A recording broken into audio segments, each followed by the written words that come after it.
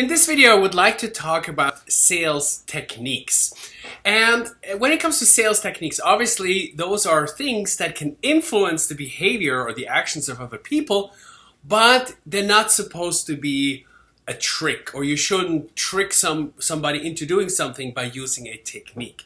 So the point is that when you use or apply a technique in your sales presentation, make sure that the other person doesn't feel like you're trying to trick him or her. And also, it's not good if the other person can tell that you're actually using a typical sales technique or a sales trick, so to speak. So the point is that, we're going to go through some basic sales techniques that maybe you've heard or seen, maybe you've seen in a TV ad and so forth. But it's important to do them subtle. And only if you do them subtle, that's when they're effective. Because if someone feels like you're trying to use technique, then the trust is not going to be there. So here it goes.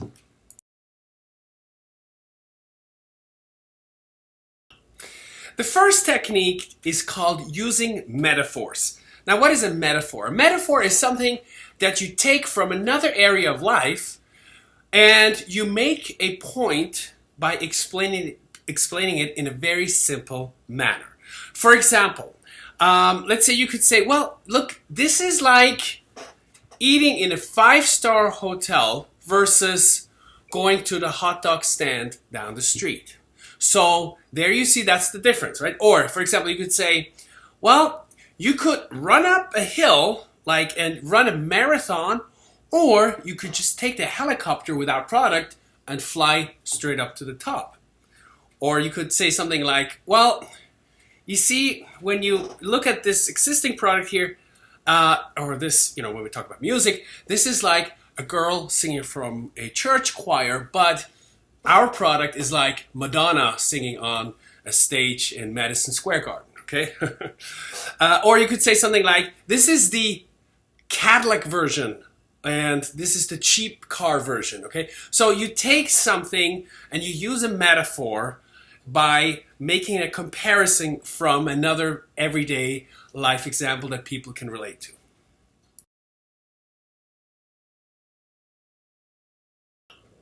Another technique is called the top-down approach. So let's say you're trying to sell him a specific investment or product, okay?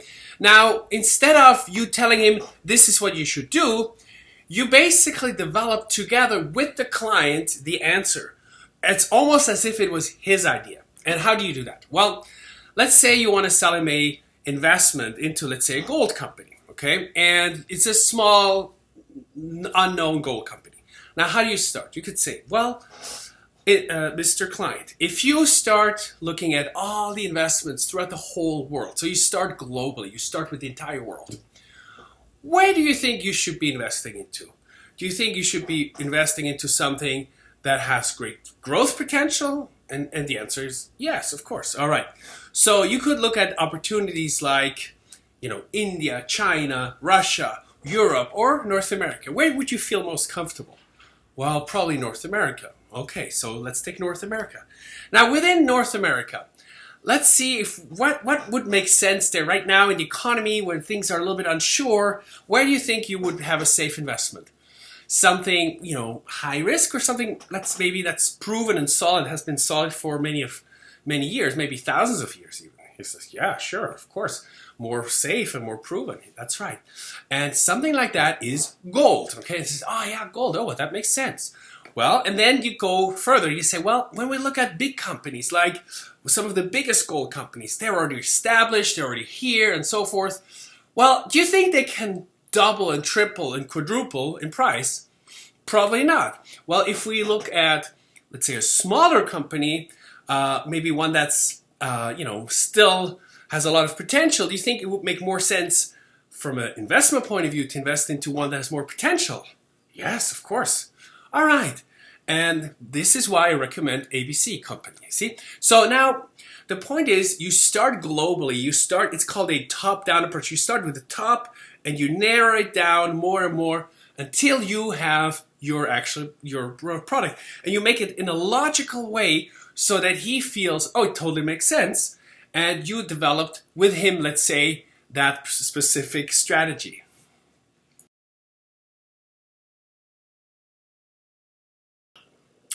Well, we talked about in the first video about the 5 main questions. Why should I listen to you? What is it? What can it do? Who else has bought it? Who says so except you? And what is in it for me?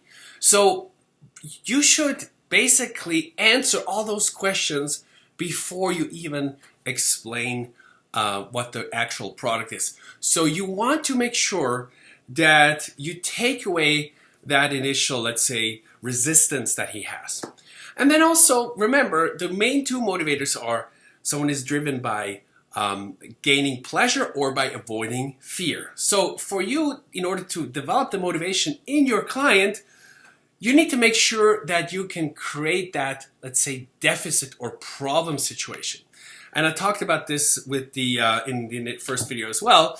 So in order for someone to develop a need so that he has a motivation to actually act, you need to paint somewhat of a darker problem or picture if you want him to see a problem or to be aware of a problem. So you need to make him aware of a certain situation, and your product is going to be the solution to fix that problem that he has in his life.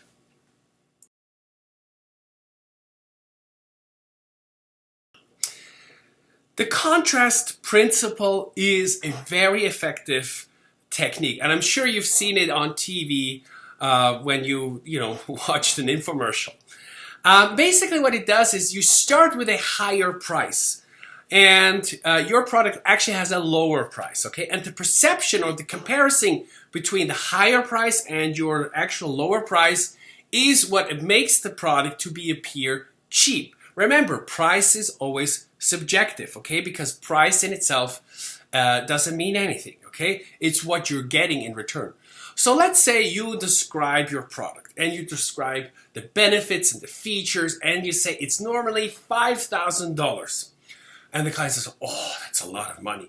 So initially, he hears this price and he's like, oh, that's too much. But today, because we have this sale going on and because of whatever reason, it's only $500. And then you're like, oh my God, $500 is cheap. Yes, it's cheap compared to $5,000. And so when you use the contrast principle, then it makes it appear like a deal. It makes it appear cheap.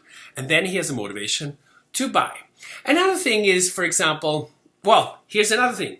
Maybe $500 in itself, wouldn't be cheap or it wouldn't be a good deal, but the comparison makes it so. Another thing you can use is just $1 a day. Well, if you break it down into smaller payments, then it doesn't appear to be such a big deal. So if you say, well, the whole product is $365, then so, oh, that's a lot of money. Or look, you just for $1 a day. Oh, okay. So you compare it, okay? You compare it to something cheaper. So making something in comparison with the contrast principle is a very effective method. Another example. From real life. Someone is sad, okay? Someone got their heart broken, okay? And, you try to console that person. So you say, hey, look, there are 7 billion people on this planet. And you're going to let yourself have a bad day because of one person compared to 7 billion? You see, so you make that comparison, but making those comparisons is a great sales technique, and it makes things appear to be a lot less than they actually are.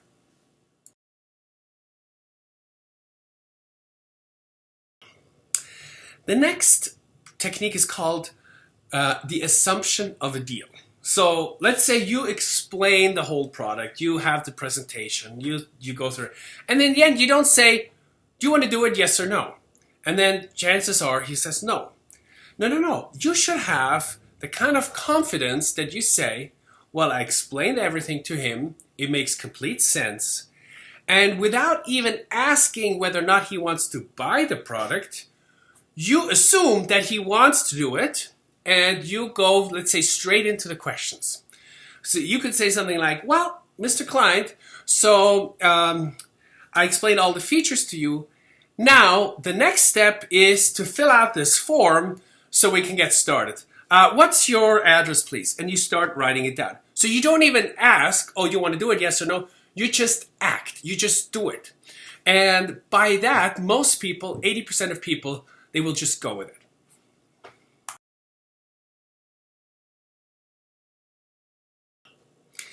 Often, you need to, at the end of a presentation, take away the deal from a client. And it's important because people have the tendency that they want things that they cannot have. If everybody can have it, it's nothing special. So what you do is you say, Mr. Client, this product has a lot of advantages, as you can see, as we just talked about, but there's one problem. Not everyone can do it. And there's certain conditions that apply. And then you shut up.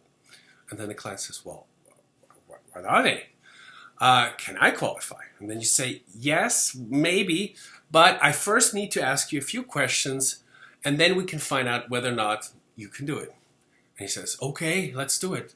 So at this point, you will figure out how strong his motivation is, if he really wants it badly or not. And then you start, let's say, filling out a questionnaire, filling out the application or whatever it is, and then you go basically straight into the closing.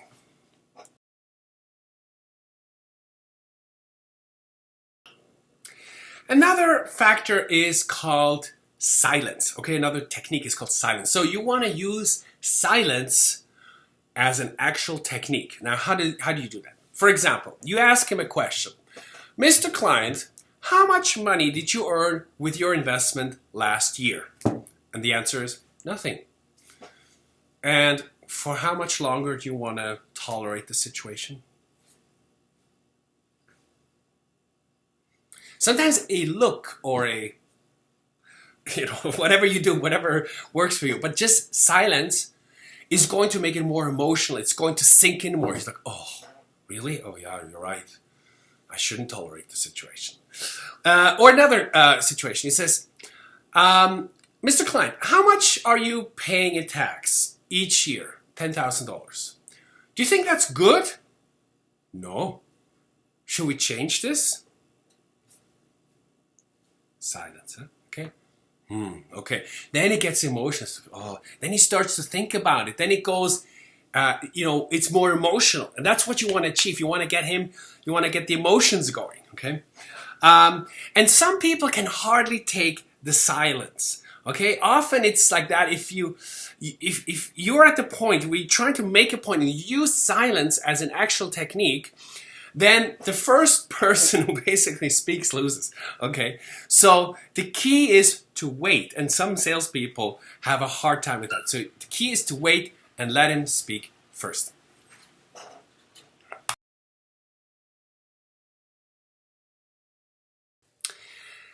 Another great technique is called making a bold statement or a claim. Now let me tell you something funny.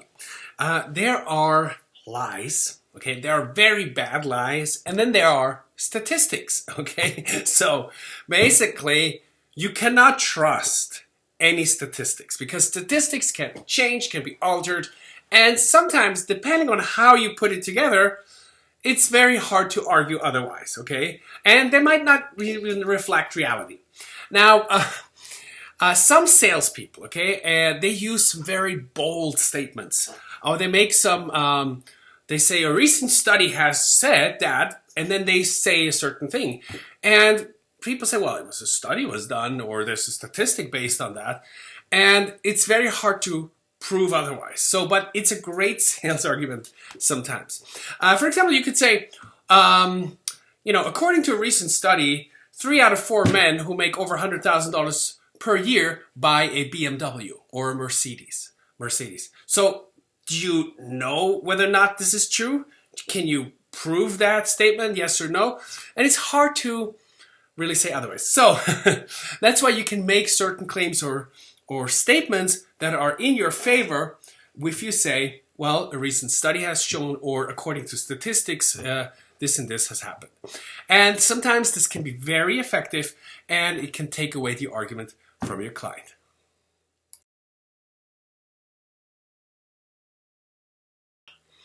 A very powerful technique is called the funnel question technique. And this is how it works.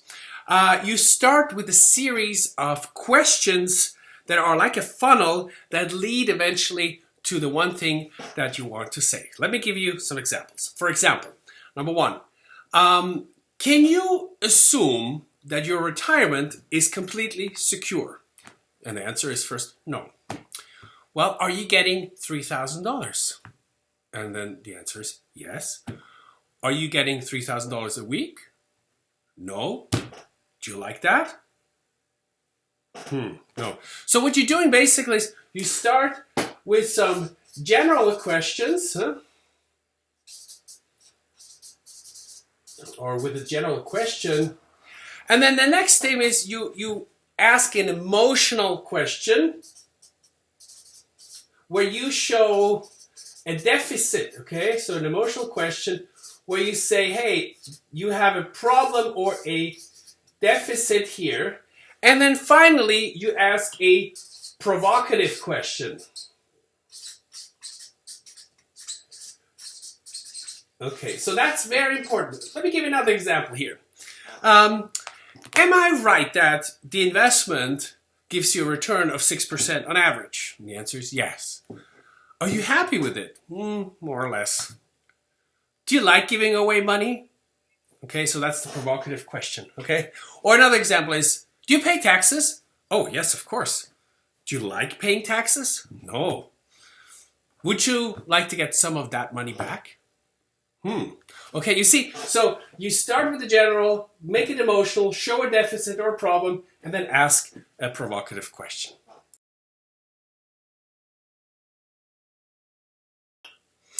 Another technique is called the shocking technique. And you could also call it the carp fish technique, because sometimes people react like a carp fish. Basically, you shock them, okay, with a statement or something that you do. And let me give you an example. And I used this quite a bit. I was kind of playing around with it a little bit. And the reason why you should use this is because sometimes you get to a situation where things are a bit, tense in the conversation or boring and you're not really getting ahead. So you use a shocking argument or technique and then you relieve it after. So let me make an example. So you could say, Mr. Client, I've just talked about the advantages of this investment with you, and I just want to tell you the names of the two banks that are safeguarding your money. One of them is called the West African National Bank, okay, and the other bank is a Russian bank, and it's called the Russian Socialist Credit Service, okay. So those are the two banks that are responsible for safeguarding your money. Then you wait a little bit. And then you say, Mr. Client. And then you see his face is slowly going down. He's like, now, honestly, do you feel safe with those two banks? And he's like, honestly, no. Okay. Well, everything sounded great so far, but those banks are kind of a problem, right? And he's like, yes, I agree. He says, okay, listen, I was just joking. Those are not the two banks. The two banks are Citibank, okay, one of the largest banks in America, and UBS, the biggest Swiss bank in the world. How do you feel now? Then he laughs, okay? Then he's relieved, okay? So you shocked him, basically, first. And then you just made a joke out of it and said, okay, no, it's actually some other banks. And the reason why you should do this is because now he's like relieved. Like, oh my God. Okay, if that's the case, then I feel good about it. And everybody's laughing. The mood is good. The mood is happy and positive. And you got him out of this funk. You got him out of this, let's say, boring presentation. And all of a sudden, you can move forward. And basically, this is the turning point, and he will say yes. So shocking sometimes can be a great technique to kind of wake him up, to shake him up, and then after, obviously, you present him with the truth.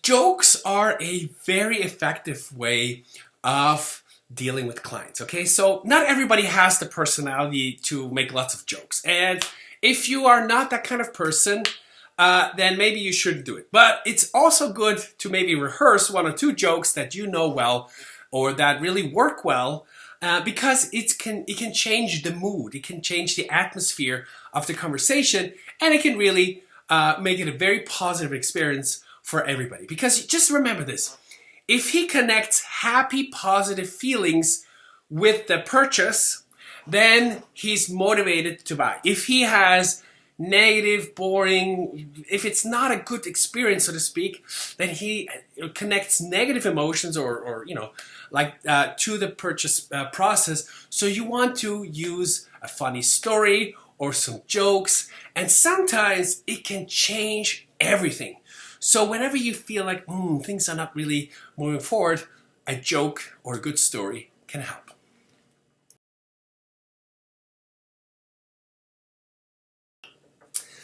Now, I told you earlier that we have two main motivations. One is to gain pleasure, and the other one is to avoid fear. And avoiding fear is the stronger motivation for people. Now, sometimes you need to put the fear into your client, okay? As negative as this might sound, but sometimes it might be just one single statement that will be the deciding factor of whether or not he will buy your product, okay? So for example, you could, let's say you talk about a car, and you could say, well, you can buy this car or this car. But I tell you something, people who bought this car, they constantly ran into problems, had to go to get them fixed, they paid a lot more in taxes and so forth, and you don't want to have that headache, okay? So you make just one statement about something, whereas then the person says, oh God, I don't want to deal with that. I don't want to deal with the headache. Oh, constantly running to the garage to get it fixed. No, thank you. So sometimes making one statement like that is enough for the client to disregard something else and to go for something that you offer him.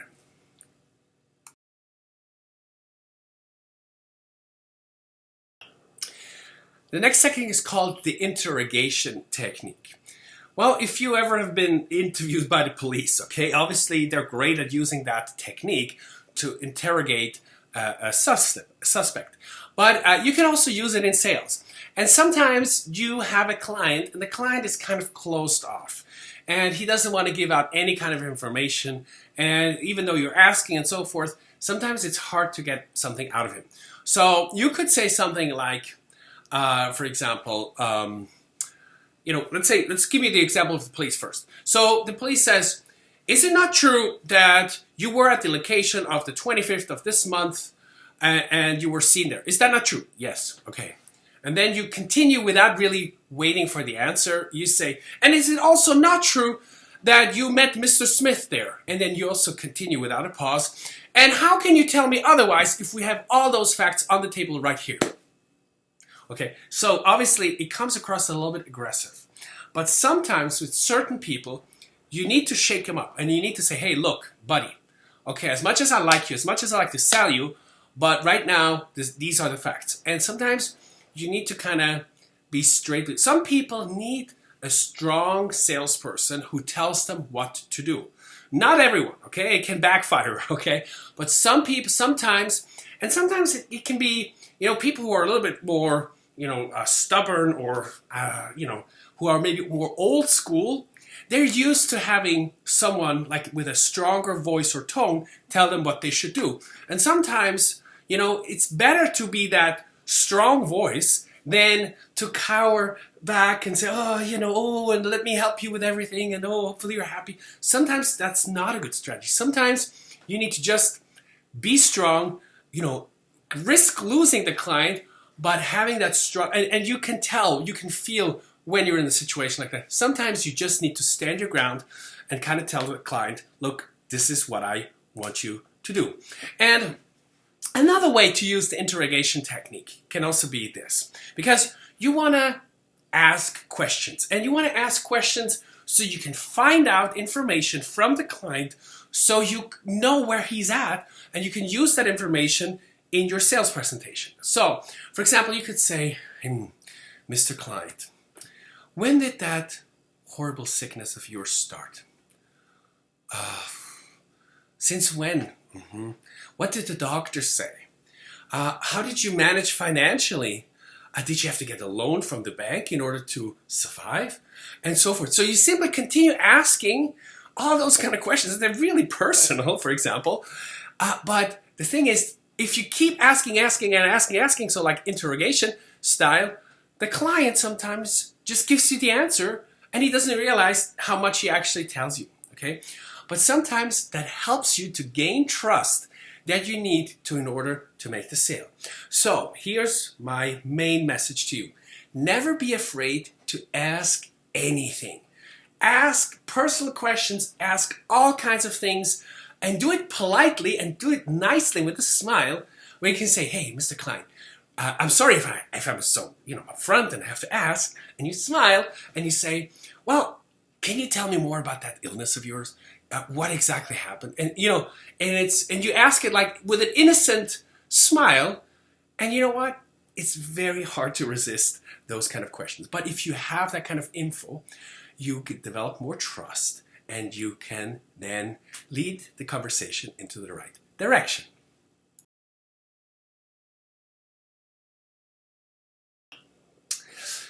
Time pressure is important because if he has all the time to decide, he will never make the deal. So you need to use time pressure as much as possible. You need to make a product rare, and you always need to set a deadline, otherwise your client will lose the opportunity. And people hate to lose an opportunity. They hate to, when they say, I'm not sure, I have to think about it, and you say, oh, I'll think about it all you want, I'll call you in 2 weeks. No. Then his motivation will go down. So you need to set a deadline, and usually 24 hours, 48 hours at the most, where you say, look, okay, I can give you till Monday, but we need to make that choice. Otherwise, it's gone, okay? I have 10 other salespeople selling this particular product. There's a limited supply, and maybe even by Friday, the product is gone. So you need to let me know, okay? And also, I can only guarantee this price, for this amount, right then and there. Otherwise, I'm sorry, it's going to double in price, or it's going to go up 50%, or whatever it is. So if something is available in abundance and everybody can have it, it has no value. But if you make it special, if you make it rare, if you make it limited, and you set a timeline with time pressure, that's when he has to act, because people want to get a deal, they hate to lose an opportunity, and you need to act fast because otherwise his motivation will go down.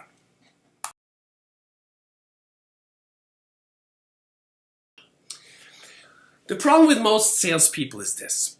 They want to get a deal or the client so badly that they will do whatever it takes. And they're like, oh, yes, can I help you? Oh, I'm always there for you. I'm at your service, and whatever you need, okay? So if you position yourself as a specialist or as an expert, and you don't have all the time in the world, you yourself become more valuable.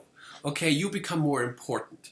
And it has to be like this. The client needs to deal, no matter what kind of profession you're in, it should be like going to the doctor. You're the doctor of your industry, okay? And you're not the salesperson who's available for everyone. You are a consultant, a specialist, a expert in your field. And you are very hard to get a hold of. And if the client has the opportunity to deal with you, then he should be lucky, because it's his lucky day, because he has time, the specialist time just for you. So, okay, that's important. So the positioning of yourself is crucial. Now, I have a really funny story to tell you, because in Switzerland, where I used to live, there was this insurance sales person. And usually people call up, they do cold calls, say, hey, can I come by, sell your life insurance and so forth. And most people say, no, please just, leave me alone. But this guy, and I don't know how he did it, he was the #1 salesperson in Switzerland, in the whole country. And he called up the client and he said, hi, my name is Peter Miller. I'm the most successful and the best insurance agent in all of Switzerland. And you've probably heard about me. And I'm giving you the opportunity to talk to me about your life insurance situation. And I only have 2 appointments available this week. One is at Thursday, 3 o'clock, and the other one Friday, 1 p.m. And otherwise, I'm booked out for the next 2 months. Which time suits you better? So you see, so basically, it almost goes against everything that we know about sales. But because he's so self-confident, and because he positions himself in as such an important person, he got the appointment. And people say, okay, yes. And then when he's at the appointment, you know what he does? He's like, okay, I've planned exactly 30 minutes for you. And after that, I need to leave. So let's get straight to the point. Do you prefer to only do a little bit and get started right away? Or would you like to have the real insurance coverage that you really need? In that case, I suggest you start with an insurance policy for $500,000, okay? So the thing is, he just told the client what he had to do because he made himself so special, okay? So sometimes this can be a great technique, and it works.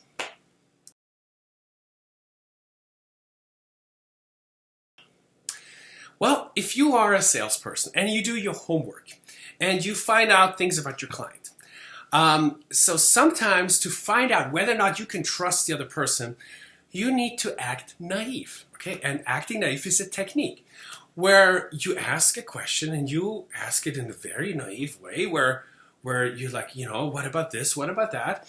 And you find out how honest the client is with you. You know where the client stands. Even though you already know the answer, okay? So acting naive can be a great technique, and sometimes that's how you have to approach a meeting.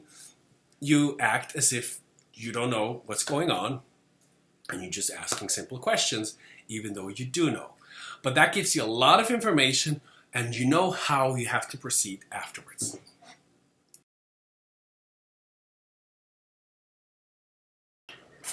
Well, another really kind of funny story comes from a very young 23-year-old salesperson. And he was calling up clients. And the client on the other line was maybe, 60-year-old CEO of a company. And obviously, when someone has an important position like being a CEO, they usually talk down on people, okay? And they talk down on people and they tell others what to do. Now, but let's say a big CEO of a company is someone who respects authority, who respects strength and power, okay? So if you ever encounter someone in a position that's kind of higher, you need to be respected. And he will only do business with you if you are also strong.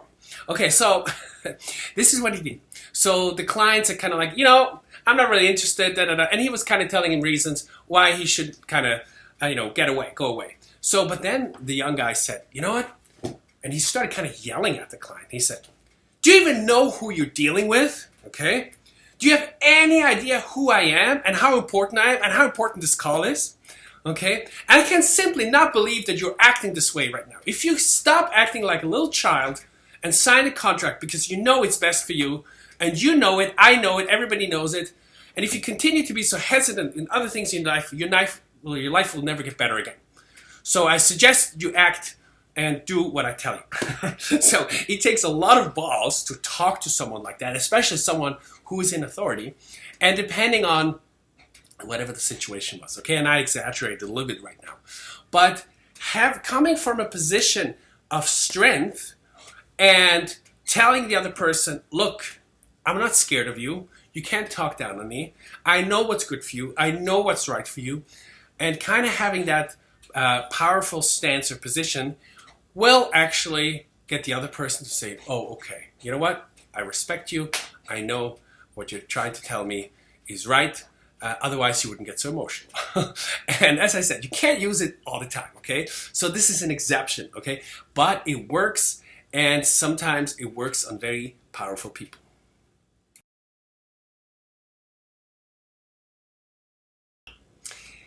Now, words are very powerful. And how you say something matters, okay? For example, you could say, you might probably be mistaken. Okay, that's one way of saying it. Or you could say the same thing like, you are wrong. Or even more extreme, you are a liar, okay? So obviously you want to avoid those extreme statements like you are a liar or you're wrong, okay? You want to say you're probably mistaken. So however your language is, okay, in your sales presentation, it matters. For example, if you try to sell life insurance and you say, you will be paying for the next 30 years into this life insurance policy, then he thinks, oh, I don't want to pay 30 years, okay? And it's painful and it hurts. Okay, but if you say, for example, you will be saving for the future, you will be saving for unforeseen things that might occur and you'll be happy, then it will be a better way of saying it. Or you say, you have to pay for this premium. No. Can you please transfer the money into that account or set money aside? Okay, you see the difference? So whatever language you use matters, okay? And another thing of how you need to talk to clients is some people are visual, some auditive, and some are kinesthetic, so physical, okay? So for example, things like, I can see that you like this, or as you can see, or this looks very good. Okay, so someone who uses a lot of language like this is visual oriented, and you should also be using that kind of language. Or if someone says, oh, this sounds great, or I can hear that something is still bothering you, or my friend told me this is the best model, okay, something like this. So someone who's using it is obviously very oriented on how things sound and what you say. So that's why you need to focus on those things. And finally, someone who's more, feeling oriented, you say, I have a good feeling when it comes to this product, or I feel that the time is right for you right now, or this must make you feel like $1 million. Okay, so use those kind of terms when you know he's more, physical.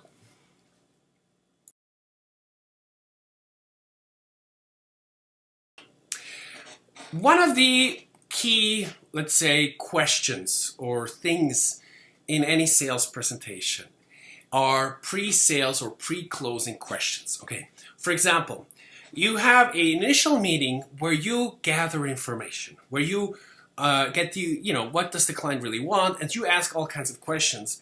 And then let's say you have a second meeting where you present them with the solution. So 80% of your sales or if your closing is done in the first meeting, believe it or not. And it has to do with your pre-sales question or pre-closing questions. And for example, you could say, hey, Mr. Client, so take it, you just told me you're interested, let's say, in this and that product. Now, what if I, next time when we meet, could present you with a solution that, fits exactly those kind of needs?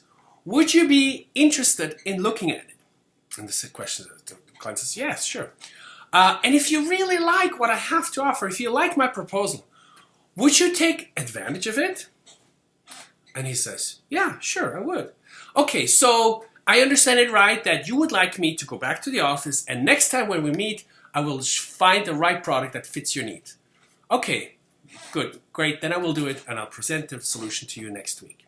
So if you have something like this in your first conversation, then basically the client is already sold because you already got the yes from him. He doesn't know exactly which product and how it works and how much it costs and so forth. And even if he's hesitant, you can say, well, but if you really, really like it and the price is right and everything is exactly how you want it, would you take advantage of it? He says, oh, okay, well, if everything is how I want it, yes, then I would take advantage of it.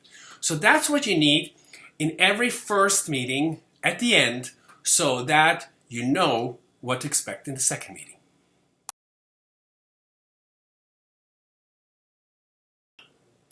And finally, if you're dealing with price issues, okay, let me tell you, a study from Harvard says that 94% of all selling decisions have nothing to do with price, okay? So price is seldom a reason why clients don't buy a product.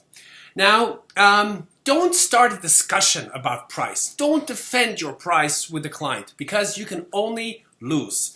So what you should do is you should obviously focus on quality, service, time, benefits, and so thing, and they obviously are more important than price. But this is how you could start. You could say, okay, Mr. Client, let me tell you something up front.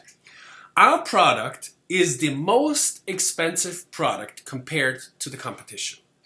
So you already start in the beginning when you make that statement because you take away his argument. But let me explain to you why this is the case. And if you want to know why, I can promise you it will be well worth it.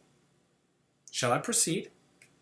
Okay. Yeah, why is it? What is it? Okay. He's curious. He wants to know why. So now you have the whole price issue or argument out of the way, and it doesn't become a hindrance in the end. So you bring it up in the beginning and you're really upfront about it. Because the problem is if you're not upfront about it, if you try to hide it, and in the end you try to sneak in the more expensive price, he will say, oh, I can trust him, I knew it would be more expensive, and he will use it against you. But if you use it in the beginning, it will be much easier to deal with it.